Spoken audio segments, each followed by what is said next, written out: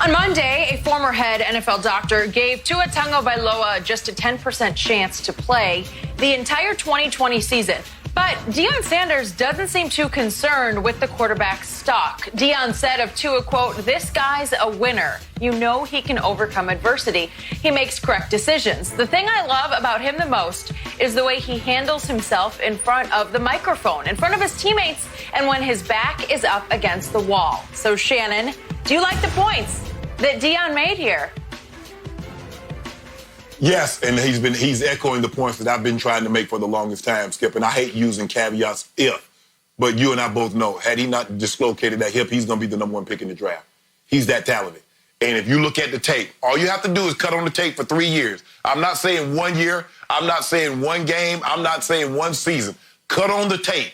He has the most extensive tape. He's played the absolute best over that period of time. I don't even know why Justin Herbert is even in this conversation. I really don't, Skip. Because I don't know if, Skip, do you remember that game against Auburn? And he threw the Hail Mary 15 rows into the stand?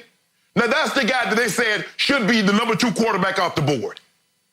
It's not even close. So I'm not even talking about him. Basically, we're talking about Joe Burrow. Skip, if you look at the decision-making of Tua, you look at the touch, the anticipation, the accuracy in which he throws the ball with, Skip, it's second to none. I'm not saying one season because Joe Burrow, I believe statistically, had the greatest season ever.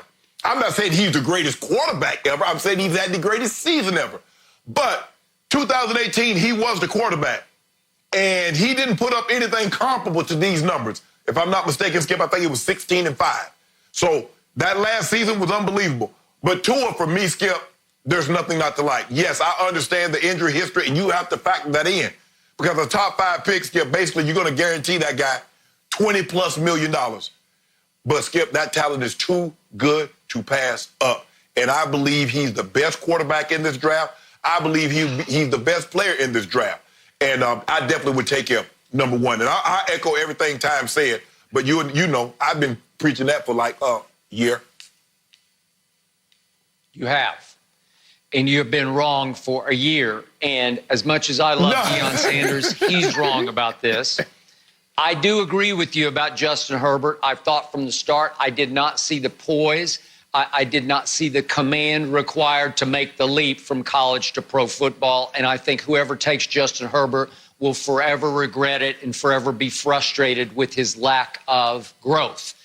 He's got all the measurables, all the intangibles. He's a great young man. He's a pleasure to be around. I get all that. And then I saw one report this morning, it may be off the wall, but that Coach Belichick was interested in trying to trade up for Justin Herbert. If that happens, God bless Coach Belichick.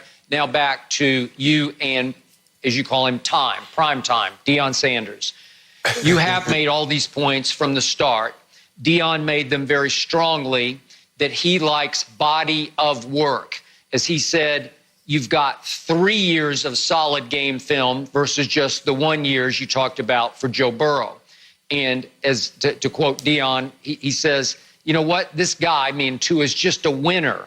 He has that portfolio that says to you, he can overcome adversity. So Deion's actually taking the litany of injuries, the 3-year injury history, and turning it into a positive, saying, well, he showed you he can overcome adversity. And he showed you what a great leader he is. And he says, I love him at the microphone because he's commanding. And, okay, I get all that. Tua is a great kid. And I think he would be a very good leader for a pro football team. But I got 2 big problems, and they will not go away. And one has to do with injury, and the other has to do with performance in big games.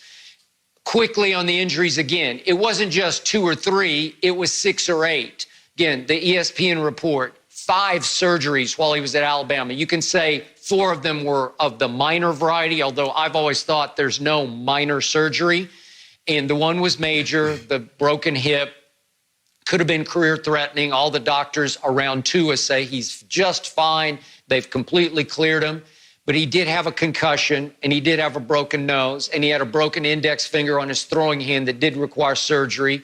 And then he had some knee issue that I'm guessing required some kind of a scope surgery, scope cleanup of some sort of cartilage. And then he tore he didn't tear it, he pulled his quad, and it cost him games. And then you know what happened with the 2 ankle surgeries. It's called tightrope surgery, and it's not a pretty sight. Both of them required surgery, and they could plague him down the road. And then, of course, the hip. So on top of all that, even if you say, well, he fought through the adversity and he kept bouncing back quickly from that, I'll give you that. But then we talk about 3 years of solid tape. Wow.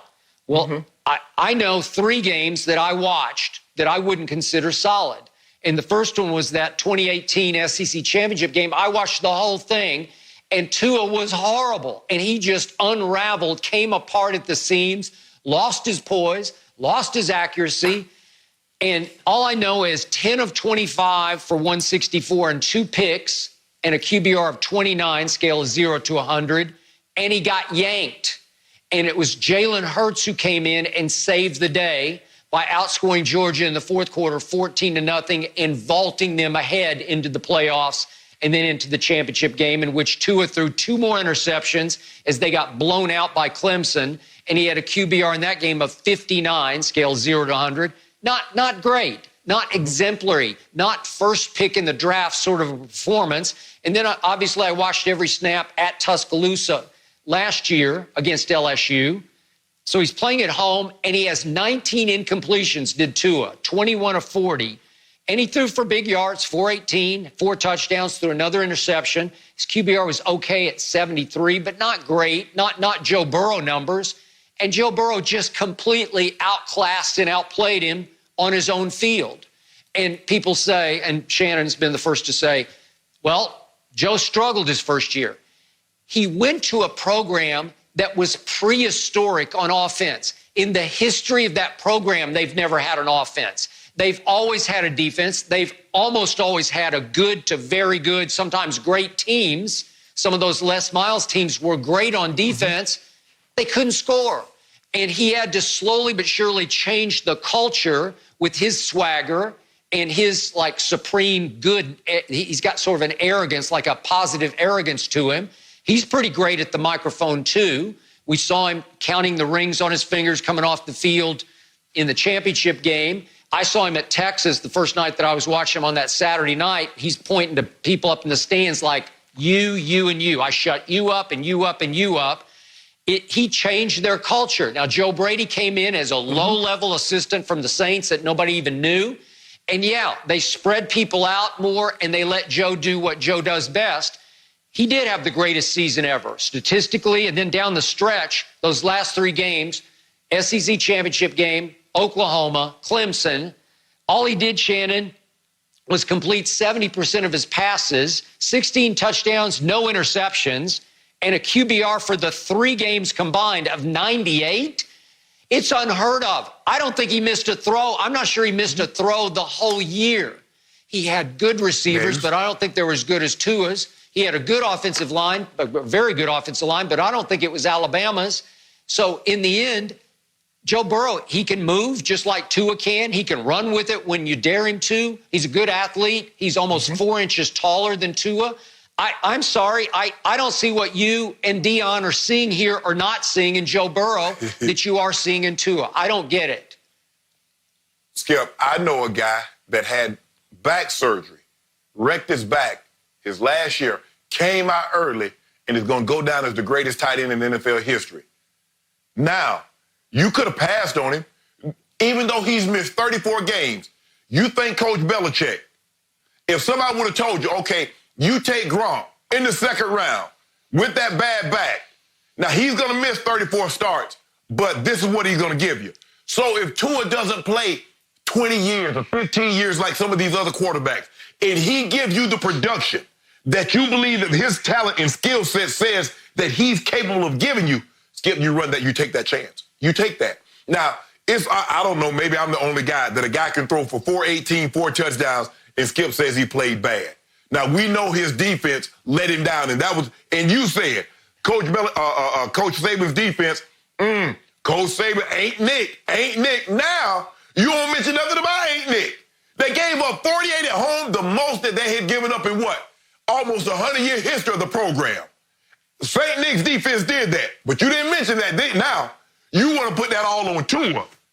If they could stop somebody, Tua was going up and down the field, but they had spotted him 14.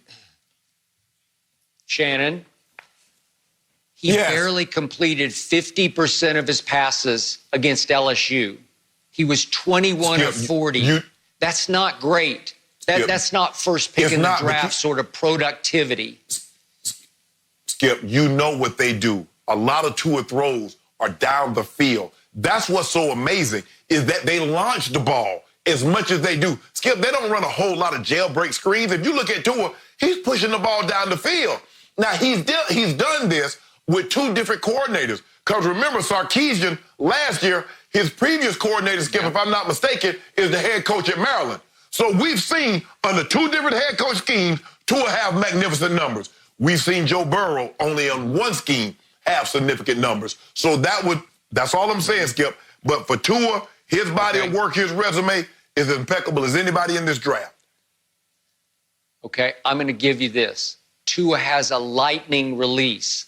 He has rare instincts on gambling and pulling off what I consider tight window throws. He has a flair for that dramatic. And I love all that about him. It's a gift. You can't teach it. You can't coach it. But he did get so beat up that I saw flinchy in the pocket. I saw antsy. I saw a little bit of happy feet and a little bit of, oh, I gotta throw it now. And he started to lose some of his accuracy because of his mounting injuries up and down his body. From literally head to toe, he had injuries. And remember, Rob Gronkowski was not a quarterback. He's not someone you have to bet your franchise on for the next 5, 7, 8 years with a high pick. It was a second-round pick, and it was a gamble because he did have back surgery at Arizona that ended his college career and could have ended his pro career. I give you that.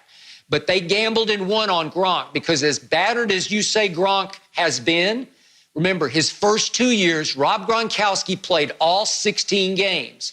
And then since 2011, he's still averaged 12 games a year, which is not bad, 12 out of 16 a year since 2011. It's worth the price of admission. It's worth the gamble. So I believe Bill Belichick gambled and really won on Rob Gronkowski because he played enough, especially early, to establish himself. And then later, he played enough to continue to build a reputation as the greatest tight end ever. If you can tell me that Tua will be able to start and play all through his first 16 games and 16 games of his first 2 years, you got me.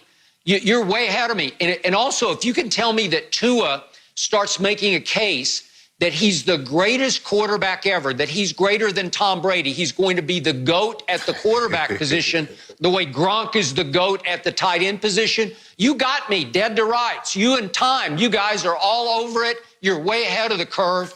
I'm sorry, I don't see it. Well, Mr. Tua is going to have to hold off on that because there's a guy in Kansas City that's building his house as far as in putting trophies in there and putting championships in there, that he's going to have a say. But I just think the thing is, Skip, is that when you look at a guy like this talent, just like you have to be willing to take a chance on Gronk because of the potential, what you see, you have to be willing to take a chance on this gentleman here. And I believe he'll be worth the risk. Thank you for watching. You can subscribe here to get the latest from the show, and be sure to check out more of the best clips from Undisputed, or go watch a few other segments from our other shows on FS1.